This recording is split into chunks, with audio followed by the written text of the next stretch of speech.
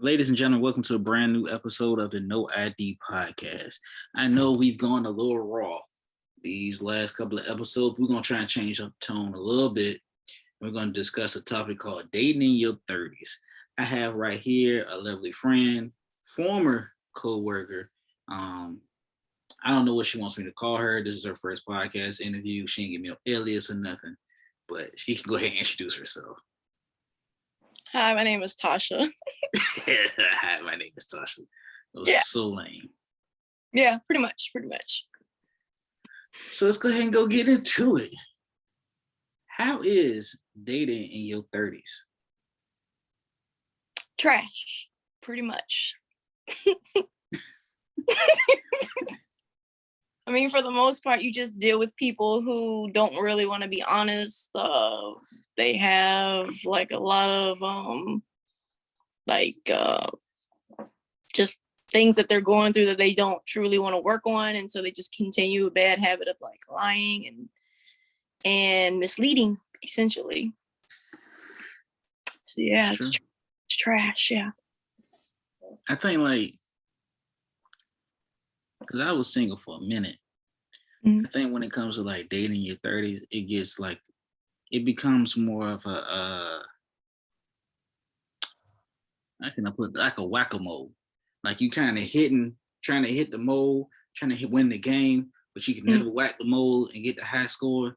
Like that's a bad analogy, but that's what I think it is. How has your experience been being in your 30s and dating the single life? I mean, for the most part, I've dated one guy in my 30s, and that was like towards our early 30s, and it was mostly like he was just still trying to play the field, still trying to feed his male ego. And so essentially what came with that is a lot of games, a lot of lies. And then so since that, like, guys try to talk to you, but they really don't really want to get to know you. They just really just want to, they appreciate like the outside package.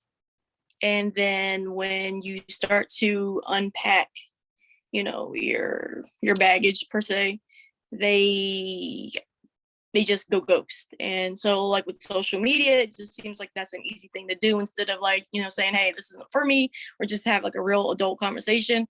Whether it's something they could or want to pursue or not pursue, they just don't. And then you get left with these like abandonment issues. So it's like you just feel like you just continuously get left behind. So that's my biggest issue. Where just people they again fall in love or lust with a physical package, and then there's just like they get ghost. So that's why it's trash for me. I've had the ghost, but I've also had like the sugar daddy syndrome, right? So let me get my definition of a ghost. If you ghost me, I'm going to treat you like a ghost if I see you in public. I don't see ghosts. So if I see you, like, hey, stranger, I'm going to walk right past you. I'm not going to change my phone number. I'm not even going to block you. We're going to keep it pushing. If you went ghost, I won't unfriend you. I won't unfollow you. I like a status to be an asshole. That's the ghost. Not the There's a ghost, right? Now, As far as the financial situation, I'm going to go ahead and give y'all 3 scenarios that I've had encountered in my 30s in this dating game, right? Now I'm 32. Last year, I was pursuing a younger woman, about 25, 26. Now, that's where the danger was at. Every time I would hit her up, it would be, can you pay for my daycare? Can I pay for Uber to get her to work? Can I pay for her nails to get? It was always something. So I said, did I lay down with you and have that baby? Because if I did, I like a paternity test, because then I'll start paying for daycare. Why you ain't got no car, but you got the latest shit on? right? Yeah. Then in the process of us talking, now, ladies, I'm gonna let you know something. If you're gonna talk to another man, go ahead and do that. But once we become official, that's it. So Shorty was inboxing my homeboy. Like, we not gonna talk about it. And she's like, I ain't talking to him. She asked him to send pictures of his feet because she had a foot fetish. I know you making a face. This is true. I know. This is true. She's asking to send pictures of the feet. She was asking to send, she was just on some other shit. So eventually, I said, we can go ahead and hash all this stuff out. I'm gonna be an adult. I'm gonna hash everything out because I'm getting older and we're in a pandemic. And I said, I'm gonna just hash everything out. So I said, if you want to meet up, we can meet up for a drink. Well, she first thing that came to her mouth, I need you to pay for a babysitter if we're gonna do that. No, we could talk over the phone. I don't need a, we can do it virtually. I got some water in my closet. You got some water in your house somewhere. We can just talk over FaceTime, just hash it out. So I'm not gonna pay for a daycare. Right. Plain and simple. So next thing you know, if anybody has an iPhone, if your text message turned from blue to green, you've been blocked. I got blocked. I got blocked on everything. So we're gonna fast forward to another situation. I let that shit go. I had another girl hit me up, and she went out. Now, wouldn't say nothing for about 2-3 days. Then we'll pop back up. Hey, how you doing? I missed you. Blah blah blah. We'll talk. Call me later. Well, fuck, I'm gonna call you later for.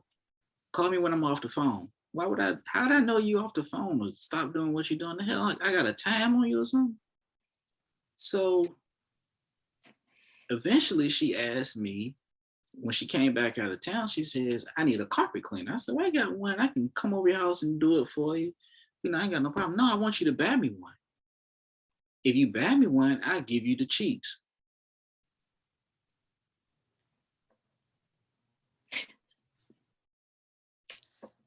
So you about to, I mean, like, you about to give me some ass for a dirt devil?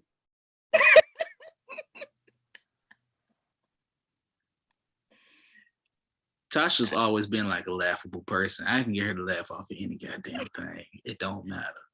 I'm very goofy out. Yes. So now we're gonna fast forward to this. Now, ladies, I'm gonna let you know something.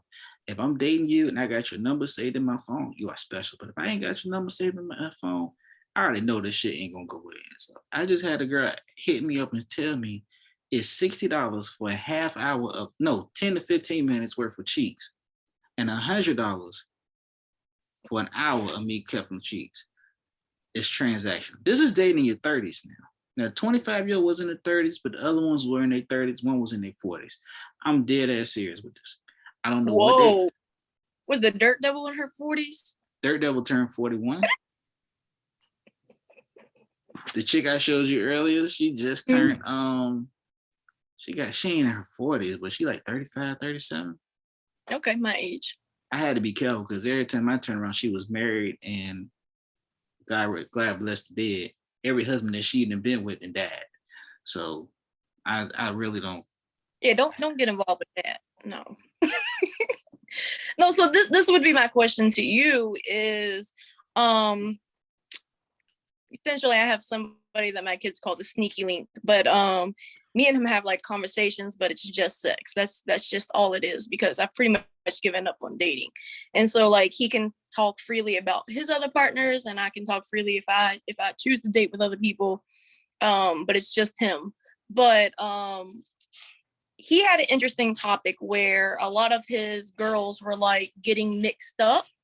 And that was because the way that he explains it is pretty much when you get involved with a male, you need to define what the terms of dating is, because dating apparently means different things to different people, especially at different times of their, like their life. So like him, he's made it very, after the conversation that we had, he made it very clear to like other females is like, we're going on dates, we're not dating. But like all these girls were like, he's selling them the bad boy image. Oh, I don't want to be in a relationship. I'm not looking for anything serious. But I think to like a woman or a female, we kind of take that as like game on. Oh, we have something to fix. Let us go after that. So like they actively pursue him, even though according to him, the females say, yeah, we're not looking for anything serious either, but they're actively pursuing him. And then they get into arguments because he's not spending enough time. He's not taking them out on dates. He's just not hitting them up every day. And like he said, and he's like, I'm not dating you. I'm only going on dates with you. So he was like, that's something that I should look out for, or have a guy explain to me when it comes to dating. But and I can see what he's saying. Like, I've done that. Like, I can go out on dates with you, but we're not dating. Yeah, but like he like in like one situation he fully invested like almost a whole year, and this was during the pandemic time, and like she's coming over, but then like your kind of situation, she had a child from previous relationship, and that became the issue. He was just like, I don't expect you to drop what you're doing, or at 4:00 in the morning or whatever time it was, to try to find a babysitter and to come over here just for that, especially when we're not dating. And again, they had multiple arguments about that. So but that's just from his standpoint, from what he explained to me. If that happens, a man usually has been hurt. Oh yeah, no. His I don't want to put his business out there. I mean, nobody knows, but he's definitely been hurt. Like, he went through like the biggest like, me and him met because we were just friends through social media, and he went through something, and like I reached out to him. I was just like, I'll send you some positive vibes, some healing energy, and hopefully things get better. And she basically was playing the field without telling him she was playing the field. And then he got back with her because like he had real feelings for her. And I was just like, and that's when me and him started talking, and like we had gotten involved, and I was just like, I think you really need to like resolve or figure out what you want to do over there before you try to move forward. And then that's when he proposed. She did the same shit to him. Basically, she was playing the field without telling him. And then they decided to separate, and she's continuously in his inbox when things aren't going right in her life. So it just seems like dating in your 30s is more about what you can do for me. And that also sounds like a lot in your situations. Like, it's like I have like some of my toxic traits is I don't know how to ask for help. So you'll never hear me ask, hey, can you help me with this? Or can you buy this? Or it just doesn't come out my mouth. But apparently it seems like, and even in my sneaky link situation, it's the same thing. Like, the girls were expecting him to pay for babysitters, all dates, food, whatever it may be. Like, and then like maybe guys just feel like they're being left out in situations. I mean, it's more like you get into relationships of like, well, situations where it's more transactional. You know what I'm saying? Like, I had one that would always hit me up for money. Hey, can I get $15? Hey, can I get $20? Hey, can I get $30? I don't have cash yet. I don't want cash yet. I worked in a bank. I know how that shit works. I'm good. I don't want to go to old school. You need to borrow some money, you got to come pick it up.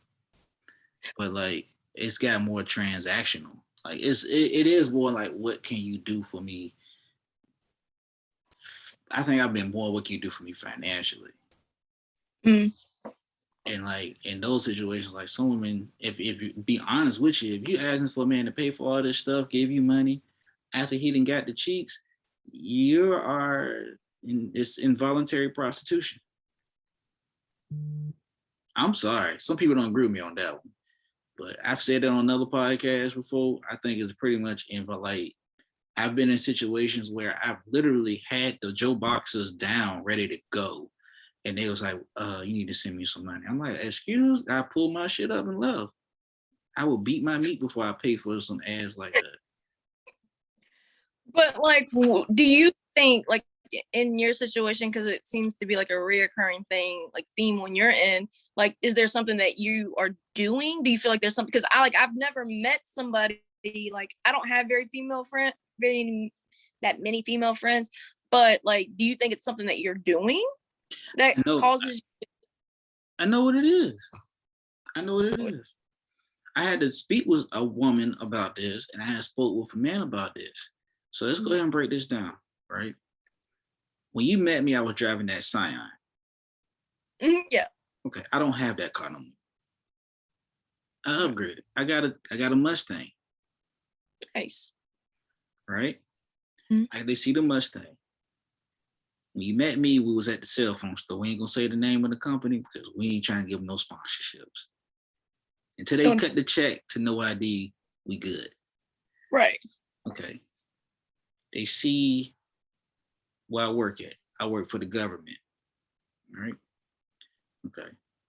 Then they actually see that I'm funny because I do stand-up. Mm. Right? And then she was like, also, look who you've interacted with on your podcast. Mm. She was like, I'm gonna name a few: Nori Davis, Michael Collier, Kitty Kaboom, Diallo Riddle. I have a big guest that I've recorded the interview probably months ago that I'm not gonna release yet. These wrestlers that's been on television, and they see it's like, damn, he has a little bit of connections. It's probably what I'm attracted. I've gotten to the point that I was like, damn, I was, and I don't have any kids. Right. Right. I don't smoke. I don't drink. I don't have my vice is ass. I'm not gonna lie, that's my addiction. Some people smoke and drink. I prefer ass. I prefer getting ass, women's ass. So that's like they see all that stuff and they're like, damn, like I'm not saying I'm perfect. I'm not boasting myself up and nothing like that, but they see me like, damn, he got his shit together. And they might say to themselves, like, well, we got some ain't shit dudes. And now we just like, we need to get somebody that actually got their shit together. Mm. You know what I'm saying? So that's probably what I attract. But I also had to go to some tarot card readers. Gotta Yeah. redevelop my energy, boy. Woohoo! So I'm good now. Definitely. Yeah. Yeah. That kind of that like that sucks. And I think like I have one friend that I talk to about relationships, and he's been in like one serious one, and like one of the biggest problems he's encountering is he's in his 30s, mid to late 30s, and uh he doesn't have kids. He has a career. He's still, he still lives at home, but like it's not like he's dependent on his family. However, he just continuously meets women that have kids and expect him to basically pick up that role of stepdad. Like, do you think like when it comes, because I'm a mom of four. My kids are a little older. But like I remember early on when I started dating, it was always like something that I was always hesitant to like say to people, because people will judge you like, oh, you have four kids, like, god dang. Like, well, procreated, try to repopulate the earth. But his biggest thing is like he just doesn't feel like he was in a situation that basically he's not biologically related to the kid, but he still takes care of this kid to this day. And because he's been in the kid's life since he was like 3, and now he's like in the 10th grade, I think it is. Mm-hmm. So like, that like something that's hesitant that you feel on a man's point when a woman has kids, if you see potential in a female? Well, this is your podcast now, so we're gonna go ahead and but it's cool. It's cool. For kids, if I see potential, I can make an exception. And what I mean by exception, I gotta look at every detail, right? And people gonna laugh at this, what I'm about to say. I gotta see, one, if the father is in their life. If he is, if he isn't, because that child may have abandonment issues. They may resent me because I'm right there with their moms.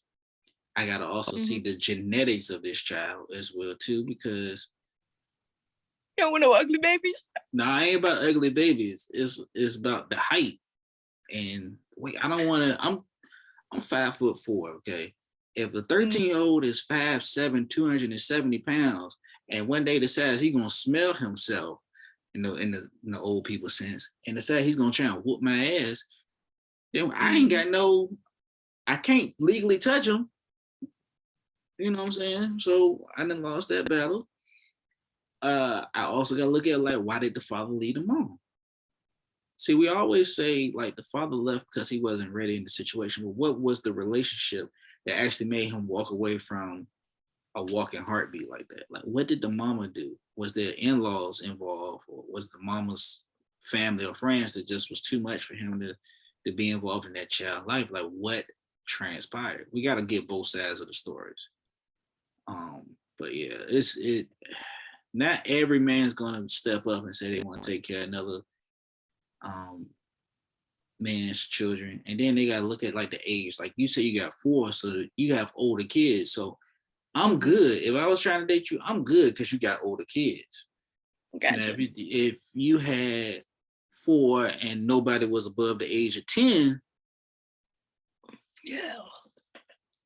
then we're gonna have to have a conversation. Then I'm gonna have to be sneaky link number 4 or 2. But I'm Okay. just being honest, like that. Nah, if they older, I'm good. But like if they under 10, like you gotta think about that 10. Like the brain's developing, they're Mm, more of a sponge. Um, they gonna pick up either habits. And then like you also gotta say if they 10 and then you got like an older brother or sister that's like 18, 19, like mm, they may look up to the 18, 19-year-old. The 18, 19-year-old might hate my goddamn guts. So yeah. I gotta wiggle around. But no man, a lot of men don't want to take care of other men's kids, but they gotta play in factors. And plus, like the baby daddy could be crazy as shit. You don't know he can randomly pop up. Because if you think about this too, and I know I'm rambling, if you call your baby daddy or your baby mom after 7 p.m., it ain't nothing good. It's an argument or some bullshit, probably. I don't know. I don't know. I'm just speaking. I ain't got no kids. I don't know. But they call about 7, 8 o'clock at night. Baby about to Mm. go to bed. The baby just ate, finished the homework. What do we got to conversate about at 8 o'clock at night? I mean, like when you say that, like me and my kid's father, we're not the best at co-parenting because we still have some pretty tough arguments, but we do communicate after, like, hours, but I don't really live a conventional life either. So like I guess that really just depends on the relationship that you have. Um or that person would have the relationship with their kid's father. But like me, we don't literally like most of the time we just relay message to our kids unless it's something that we need to, speak to each other directly. Um but yeah, I had a point and I just completely forgot it. But It's okay. They'll probably come back to you before this episode over with anyway. So I ain't even tripping. yeah, when it comes to like my relationships, I just don't feel like there's enough like I personally, like, I've been asked this more times than I care to admit to. Um Literally almost every other day when people try to talk to me and I'm like, yeah, I'm not interested. I don't want to waste your time because time is really important to me. I lost my brother when he was like 26 years old. This is about 8 years ago. And Mm-hmm. so I view time just completely differently. And also women have like internal time clocks because or like, when we can reproduce and how it just, dwindles out. So like we have this clock inside of us. And um I don't believe in wasting anyone's time. Like if I know I'm not trying to date you and you're telling me, hey, I want to get to know you, I want to date you, then I know I'm gonna waste your time. And I've met some pretty amazing guys. Like I can say 3 of them that where I went out on dates with. But they're now happily married and I'm like so happy for them. So, I'm glad that I had that conversation with them so I didn't waste their time. So they did have, the right opportunity to meet, their wives and be happy now. But like I just like guys, and I know this is probably like and this is why I really don't date because I do have abandonment issues. And that's one of my toxic traits. And like so I'm not gonna until I'm completely dealt with that or I feel at a comfortable level, I'm just not gonna do it. But that makes guys, it makes them feel like there's more of a challenge and like the inboxes are crazy. I'm just like, but I'm pretty sure they have conversations with the other females as well. But like, I don't know what it is about that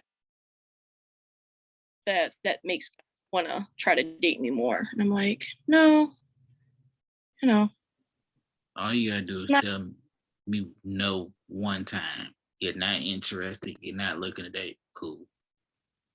I think most men don't want it. I'm not. I don't know. Now I'm like, fuck it. I don't. If you, well, no, I'm not dating right now, but we could be friends. Okay, cool. Now we was to But go. see, Good.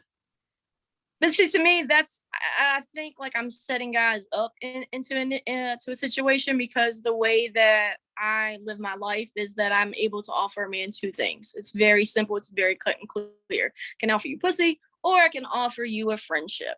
So if I take pussy off the table, then you can only get a friendship. And men will show their true colors after a time. So like if you're not around in a month or two, then guess what? I know what you were after. But I don't feel like I've been in a relationship for 9 years and a relationship for 12 years. So for me, I'm very long term. I'm very monogamous. So for me, the way that I view it is like what I've learned from my past mistakes is I want a genuine, true friendship because I want to be able to feel comfortable to talk to you about difficult subjects. Hurdles that I still need to jump over, trauma events that I still have to fix. Along with I go to therapy. But like if I can't trust you in that, how do I trust you in like, joining different lives and you're two entities, trying to join together and live one life. So for me, if you're not trying to be my friend, then I'm not interested. True. Do you think there's a such thing as platonic friends between male and Yes. female? Okay. Yes. I'm friends with everybody that I've dated or even had sex with, and I'm I talking just be about like, before the sex even gets involved into it. I'm talking about buddy slid in your DMs. He like, look, nah. And then he said, well, he said, I can offer you friendship. And y'all friends. I'm talking about friends until forever. He knows everything about you. You know everything about him. Of course, y'all get around the family. Oh, you should have dated him, Tasha. And they be like, oh, Johnny, you should date Tasha. But they were like, nah, we just friends. Like, have you ever been in that situation? You think something like that is possible? just to be strictly platonic between girl and Strictly boy. platonic, like with no like sexual feelings, no nothing. Like y'all don't want a sneaky link, you don't want to drop the drawers off, you don't want to clap the cheeks, none of that. I think what I know to be true, it's possible. However, the big however is one party always wants sex or wants to, has the curiosity. Like, I'd like to know what it's like, but they know one side's not going to do it. So like I have about 6 good guy friends that like literally can call me at any time of the day. Oh, seven good friends that I can call at any point in time and have any kind of conversation with because I'm very open. And I think that's probably one of my problems is like when I'm trying to get to know a guy, they'll always bring sex into the topic. And I'm like, even with my guy friends, like, okay, like a couple of my guy friends call me Brother Brookman because I have a total of 4 brothers. So I'm kind of like an honorary dude in a female's body. And I clean up pretty well. Not today, but some days I do. So like it's just like I can, and I have no intention in ever crossing that line. I think they're pretty cool dudes, but we've had this conversation before, and like I'm like, if I gave y'all the opportunity, I know you'd want to smash, and they've all said yes. So Okay. I don't know if it's more. Because like you gotta think about it. You're a catch. You got a nice little frame on you. You cool as shit. If this Brella Brookman, that means I could open up to you because a man don't open up to just any woman. So you take it as a compliment. Are you serious? Yeah. Like I have men that tell me like things where I'm like, whoa, you probably shouldn't have told me that. But we're like comfortable literally, like, with you. like, but I just think I have that personality. That's I feel like that's who I've always been. Take it as a compliment. Because Okay. this shit that we won't tell our homeboys. This shit that we won't tell our mamas, our closest relative, cousin. I'm dead as I'm being so serious right now. But we got that one person that we can vent to about everything. Just take it as a compliment. Like we're open with you. And deep down inside, we may not say it, we love you as a friend, but we love you as more because in the back of our mind, because you probably done open up and told the guy about like your dating story, and you're like, man, fuck that nigga, something like that. Yeah. Like like you see like people say, oh, you ain't supposed to bash the whatchamacallit, you ain't supposed to bash your homegirl's boyfriend or something. And that man, we like, man, we could be better for you. I could be a better dude for her than he is. Like it's in our mind. Like if you telling us about an argument, like first thing we're ready to do is ride out. So yeah, like I don't know, maybe because like I always like view myself as a dude. Like I know with my 12-year relationship, that's with my kid's father, when that ended, me and him worked together for like 4 years at the same place at like an auto parts warehouse. So like we had very physical jobs, and like majority of them were dudes. And it was weird because me and my ex had broken up and split up, and he went on to date another female while he had left the job, but I was still there. And like one day they caught me like on a bad day. And like literally I let it slip out that we had been broken up for over a year. And when I mean almost every dude, where they were in a relationship, where they were married, where they were single, they had made their rounds to me that day. And I'm like, but y'all were close to him. Like, how does this work? Like, why are y'all doing this? Like I don't. It's fair territory. It's fair trade. It's some grimy shit, but like I wouldn't care if I broke up with somebody and then my homeboy was like, I want to date her. Okay, now if I was him, I'd be like, look, if I'm gonna date her, what's the pros and the cons? So you would ask that? Yeah, like you got your two sides of the story. Like, why did this end? If let's say he was cheating, okay, now she gonna have trust issues, and then she gonna look at me because I probably knew and I ain't say nothing. Or if she was cheating, he told me, yeah, she was out there. Da, da, da. If she did it to me if she did it to him, more than likely she gonna do it to him. That's how I look at that shit. I mean, to a person who's not, you'll probably, yes. But I done had some homeboys that had some few joints, and I ain't trying to talk to him. I know I was talking to a chick that was actually smashing one that smashed a couple of the homeboys, and I ain't know, but I really could give a damn about what she did in the past because it's not my business. It was just she got put over into this situation with me for a reason. So we tried, but it ain't nothing come out of it.